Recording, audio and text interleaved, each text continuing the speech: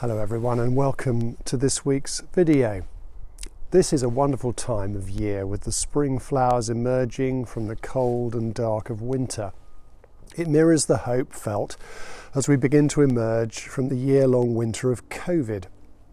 Paradoxically, things can get particularly tricky as we emerge from a crisis. During World War II, political differences were set aside in a government of national unity.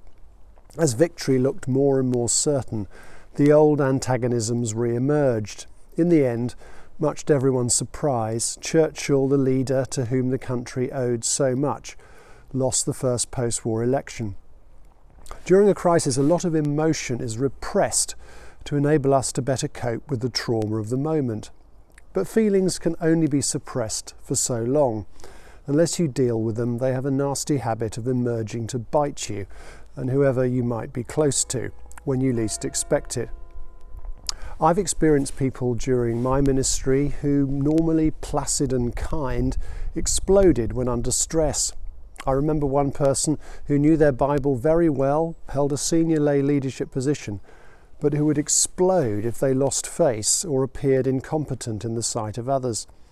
There was a deep-seated history of only being valued as a child for their performance. Failure felt to them like a sort of death, an undermining of their sense of identity, and best avoided if possible. I wonder whether Jesus is picking up something of what lies beneath in the baying crowd in the story of the woman caught in adultery that you find in John chapter 8.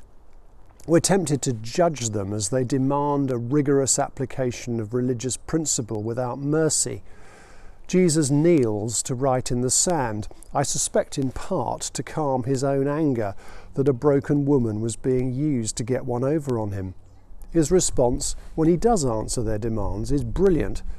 Let the one who is without sin be the first to throw a stone at her.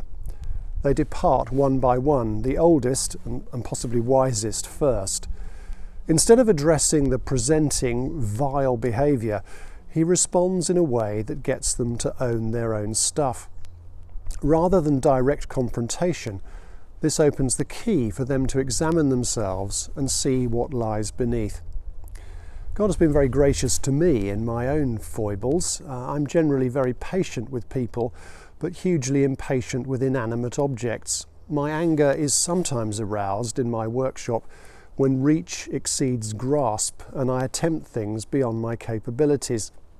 In one such episode, when my frustration boiled over, I did sense the Lord saying to me that my anger was actually directed at him for not rearranging the laws of physics to adjust to my own incompetence. I've since, mostly unsuccessfully, tried not to be so pathetic. As we come out of COVID, we'll need to be attentive to our responses to one another. We need a self-awareness of the strain we've been under and its likely effects on our mood and reactions.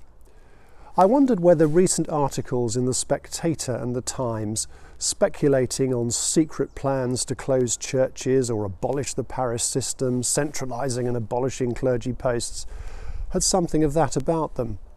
The articles were wild extrapolations from some known facts about clergy numbers in other dioceses. Speculation was filling in the gaps. There is no secret national plan for any of these things, but applying my own principles, I wondered whether there was something more beneath this. The person who wrote one of the articles was clearly passionate about the Church of England. I question whether some of the anger expressed reflected a deep sadness shared by many Christians. We believe we've been entrusted with profound truths about God.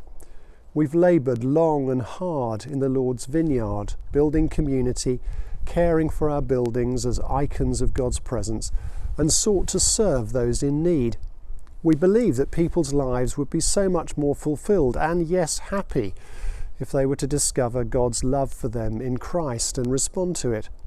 We see young people struggling with finding a sense of identity, meaning and purpose, something the gospel offers in all its fullness to those who follow Jesus. We believe these things, and yet we see a growing indifference to Christian faith in our culture, and wonder how we fail to be effective in sharing it.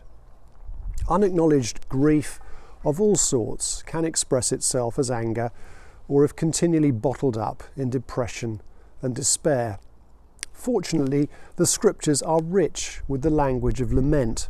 The psalm writers had no compunction in spilling out their deepest feelings to God, often graphically. You'll struggle to find any evidence of a stiff upper lip, but this honesty always happens in the context of profound hope. Whether in joy or sorrow, disappointment or delight, they knew, as we do, that we are part of God's unfolding story that's headed for a good conclusion. Appearances can be deceptive. As Psalm 126 says, those who go out weeping, carrying seed to sow, will return with songs of joy, carrying their sheaves with them.